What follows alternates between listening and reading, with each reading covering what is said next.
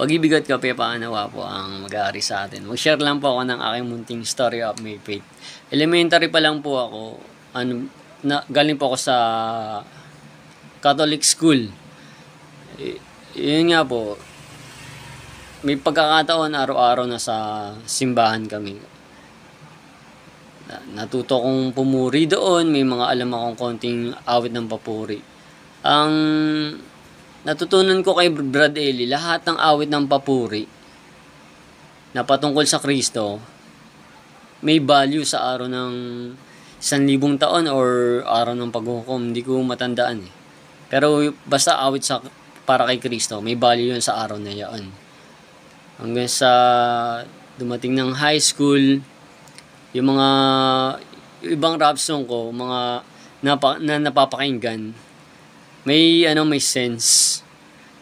Tapos yung iba about sa pagsisisi, parang gospel rap song. Mahilig po ako dun. Hanggang sa naanib yung tatay ko, nagkahiwalay nga lang sila ng nanay ko. Nandun ako sa side ng nanay ko.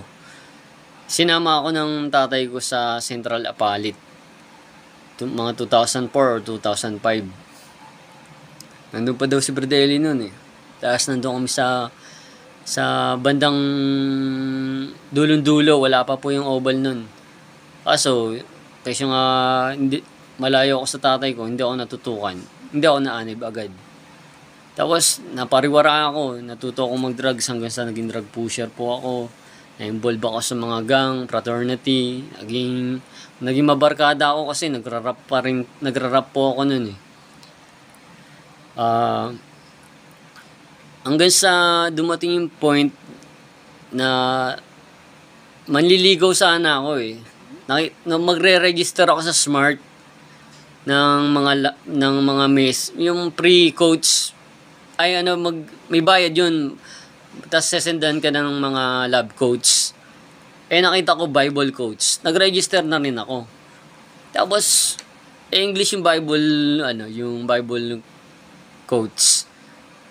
Mga Bible verses. Hindi ko ganong naiintindihan, pero tag sa puso ko, masarap sa pakiramdam. Everyday, nagpapasa, nagugustuhan ko siya ng nagugustuhan. Tapos hanggang sa hinanap ko yung Bible, nagbasa ako ng Bible. Tapos naghanap ako sa television. Napakinggan ko si Brad Eli. Bukod sa magilas siyang mangaral, kahit na mabagsik yung pananalita niya, masarap sa pandinig ko, bumibilib ako, hindi ako naiinis, bumibilib ako. Sabi niya, naalala ko nun, mag-ayuno, mabuti yung mag-ayuno. Kasi nga, wala ako sa pananampalataya, bokeh ako sa pananampalataya. May palabas pa nun, 2012, kasi matatapos yung mundo. Parang tinatangay lang ako kung ano yung masabi-sabi. Hindi ko alam kung ano nung panahon. Yung pala may 1,000 taon pa. Yung panahon na yun, natataranta ako. Di basa ko, napakinggan ko si Berdelli. Nung napakinggan ko siya, sabi niya, mabuti mag-ayuno. Lahat ng tao sa bahay, sinabihan ko, mag-ayuno. Kasi nga, hindi ko alam yung nangyayari sa panahon eh. Nadadala ako ng sabi-sabi sa panahon natin. Kasi pare-pares kami dito sa mga tagalabas noon na bokeh sa pananampalataya. Hanggang sa... Tapos ang dating ba, pag nakikinig ako kay Bradelli, parang kinakausap niya ako. Kaya damandam ako talaga. Hanggang sa tinawag ko yung nanay ko, sabi ko, tignan mo ang sinasabi niya, totoo. Tapos may point pa nga na binatikos yung Katoliko eh. Sabi ko, tignan mo, mali yung pananampalataya ng Katoliko. Ako naniniwala kasi ako mali yung pananampalataya ng Katoliko noon pa man.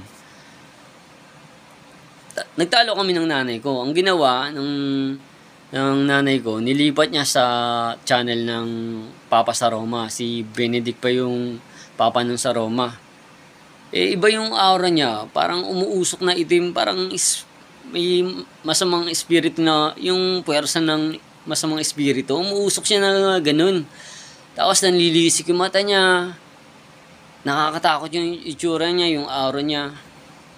Tapos kinakausap niya ako ba yung sinasabi mong 666, sabi niya ganun. Sabi noon, tapos nakapakinig din ako sa sa Born Again. Ang tinutukoy yung na 666, yung Papa sa Roma. Sinasabi ko, ikaw yun. Tapos, sa takot ko, nagtakip ako ng unan. Tapos yun nga, tinuro ko nga siya. Sabi ko, sumagot ako. Sabi ko, ikaw yun. Sumagot ako ng ganun. Hanggang sa, ayun, ewan ko kung nilipat ko ba ulit yung channel sa kay Brad Eli. Hindi ko na matandaan. Tapos lumipas yung araw, basa ako ng Biblia.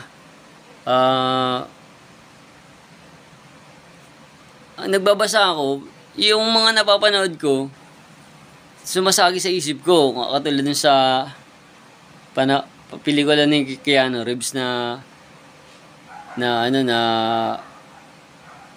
Constantine. Ang istorya doon, yung mga masasamang espiritu, mga nagsilig pa na nasa panahon na ito. Sumagi naman sa isip ko, sumasama nga yung sanlibutan, yung panahon na ngayon. Parang napakarami ng masasamang espiritu sa mundo natin.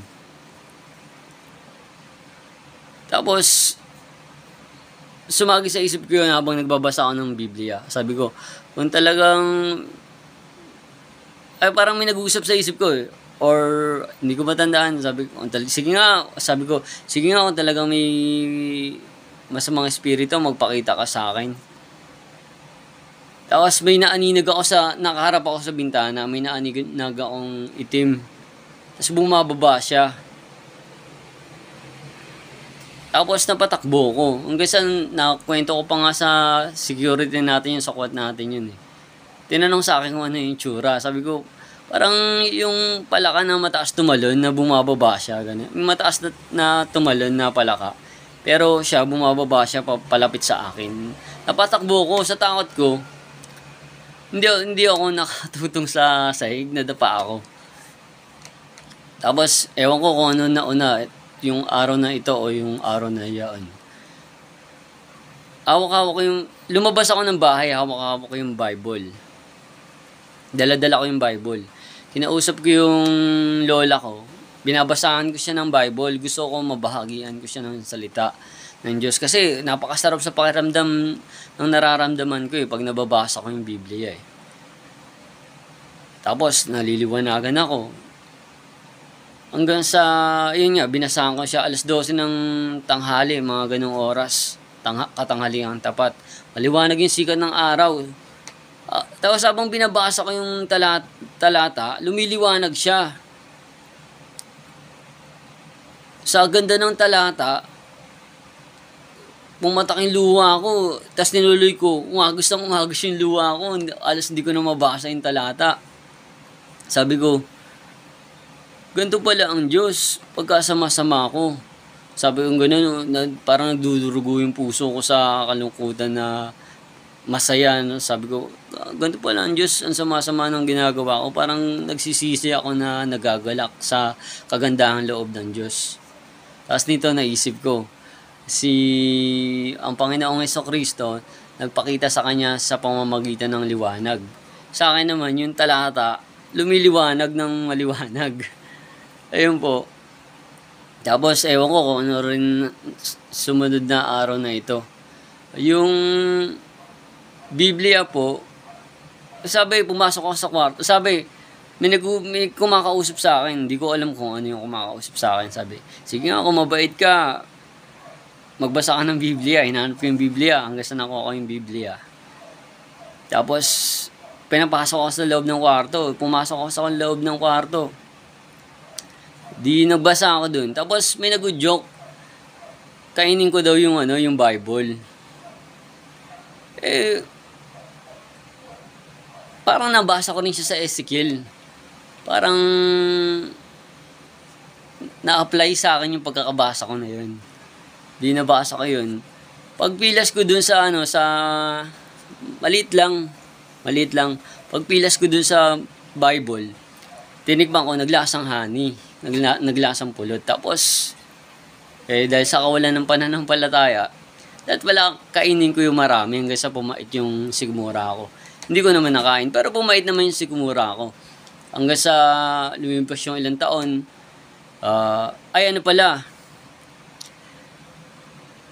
nawiwindang na ako sa nangyayari sa akin. Hindi ko alam ko. Kasi minsan din yung mga panahon na yun, bigla na lang akong nagpatira pa.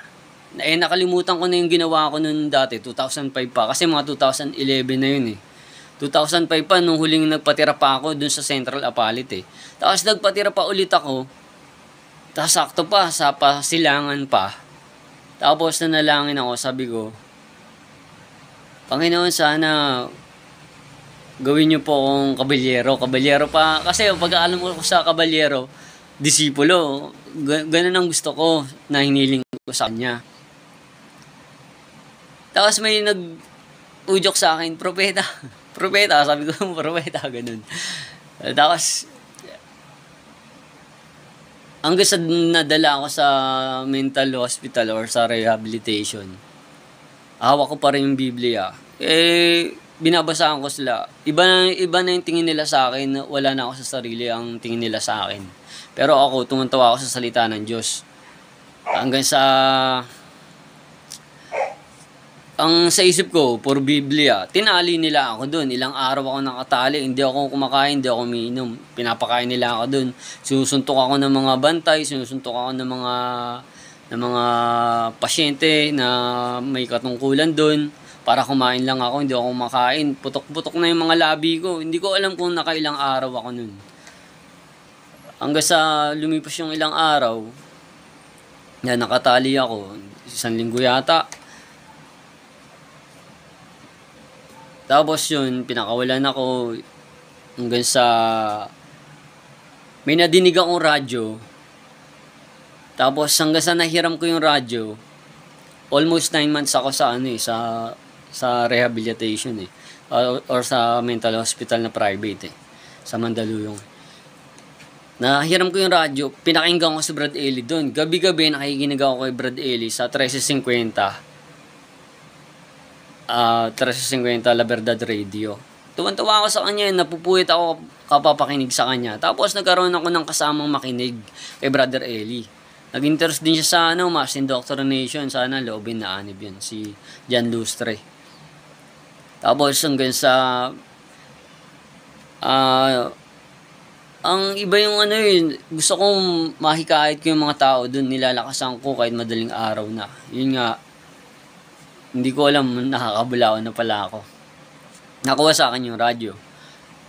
Tapos hanggang sa kinuha sa akin yung radyo,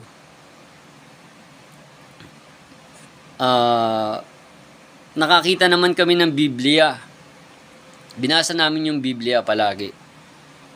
Hanggang sa laging kinukuha sa amin yung Biblia, kami naman, pilit namin kinukuha sa cabinet na nakaalak yung Biblia. Sa awa ng Diyos, nabubuksan ng mga kasama ko.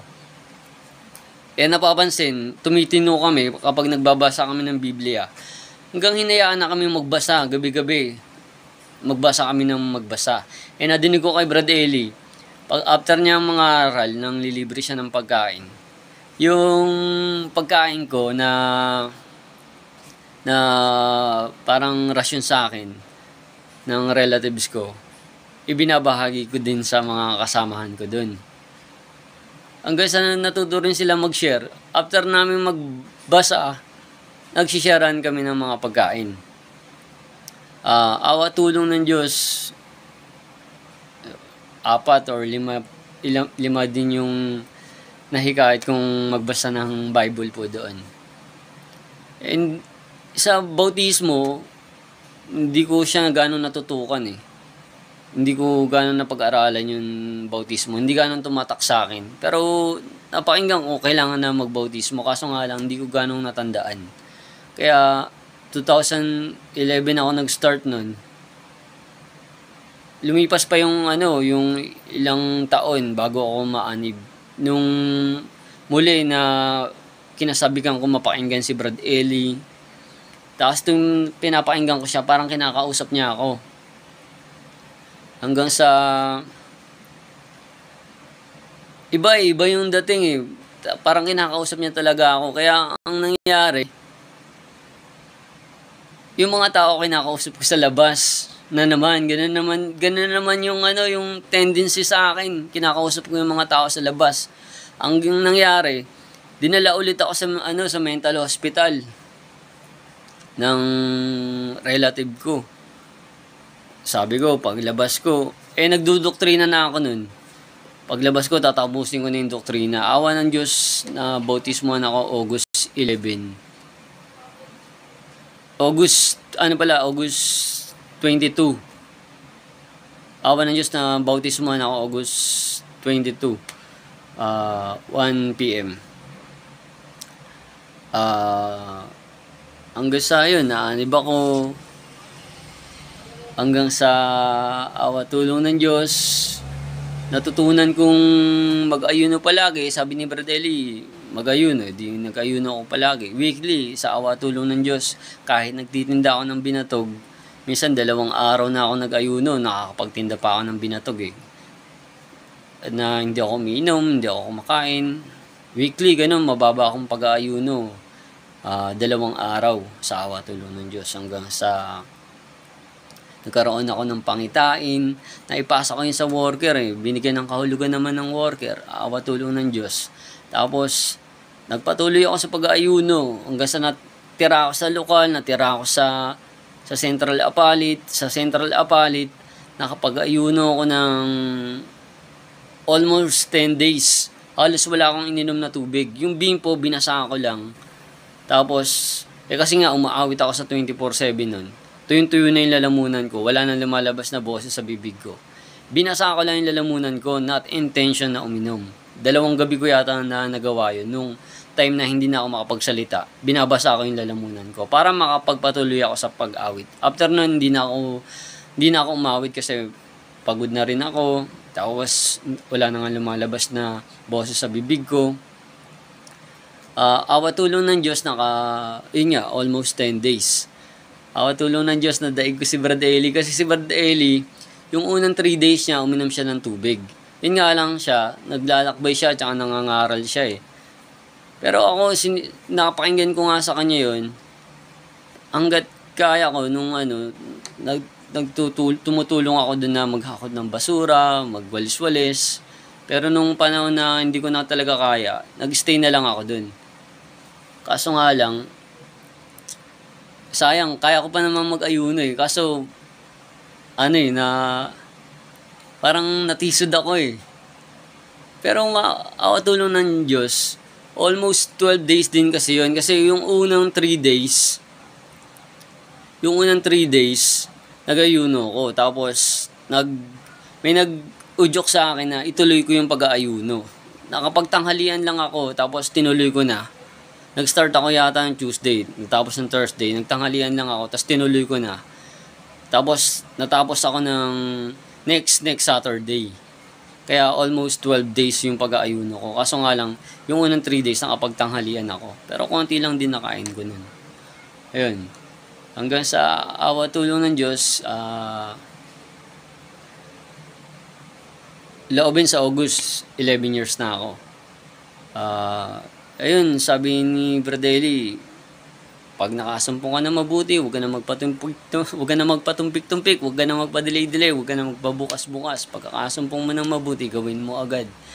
Ayun, awan tulong ng Diyos, almost 10 days. Tsaka, yun nga, nabasa ko din sa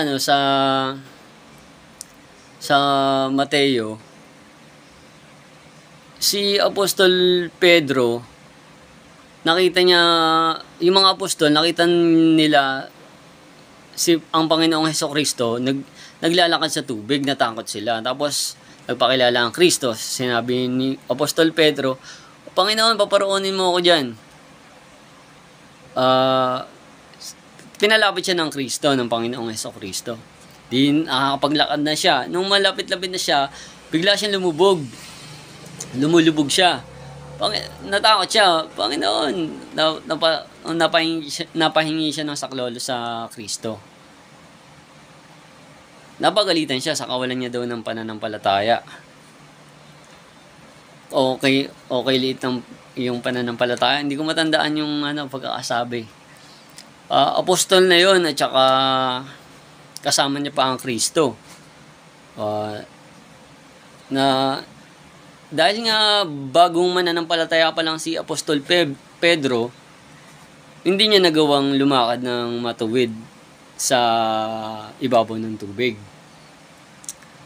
O kung yung apostol nga kasama na ang Kristo dahil sa kakulangan ng pananampalataya may hindi siya nagawa na kahanga-hanga sana. Gayun din ako. Hindi pa ako nabautismuhan. Isa pa, kaya ako halos sa Biblia. Nakapagbasa ako mga ilang pahina lang. Kaya kung yung pinapakain sa akin na Biblia, hindi ko nakain. Pero awa tulong ng Diyos, nung naanib na ako, nakapag-ayuno ako ng almost 12 or 10 days. Tapos, naging local choir ako sa awa tulong ng Diyos. Sa awa tulong ng Diyos, siguro, baka nasa 10 beses ko na nabasa ang buong Biblia. Hindi ko kabisado agad lahat yun. Wala namang ganun Nabasa mo lang, tapos kabisado mo na agad. Tapos sa awa at tulong ng Diyos, nakapagpasa ako ng paksa kay Brad Eli, yung about kay Abraham at saka kay Lot, para maiwasan nila yung pagtatalo. Kasi nagkaroon ng pagtatalo sa mga pastor nila, ni Abraham at saka ni Lot. Sabi ni Abraham, pag nandun sa parang ang kanilang mga pastor,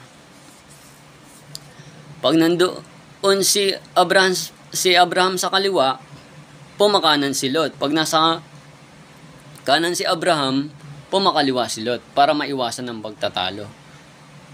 Si Abraham po nag-set para maiwasan yung pagtatalo o anumang hindi pagkakaunawaan sa kanilang magkapatid, para mapanatili ang mabuting samahan, ang pag-ibig sa kanila.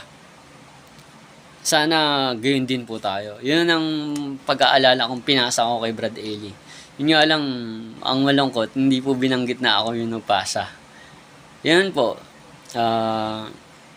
Awa tulong ng Diyos, nakakapag-compose po ako ng rap song na patungkol sa Diyos. Ako po ay kaaba-abang lingkod, pinakaabang lingkod lamang. Malayo po ang agwat ko sa ating taga-akay na kapatid na Daniel. Wala po akong laban sa kanila. Malungkot lang ako na sana nabanggit po yung pangalan ko, kasi makakatulong sa akin yun sa pananampalataya ko, na ako yung nagpasa ng paksa nung about kay Abraham at saka kay Lot. Yun lang po. Ingatan nawa at samahan nawa kayo ng Panginoon, at lagi nyo pong idalangin si kapatid na Daniel na maipaglingkod niya yung tungkulin na ipinagkaloob sa kanya ng Diyos. Ano man ang makita nating hindi maganda sa iglesia, magpatuloy po tayo, kasi sabi nga ni Brad Eli, hindi tayo umanib dahil sa tao, kundi dahil sa aral sa katwiran. Umanib tayo dahil sa aral ng Diyos, sa pag-ibig ng Diyos na ating nasilayan mula sa Biblia.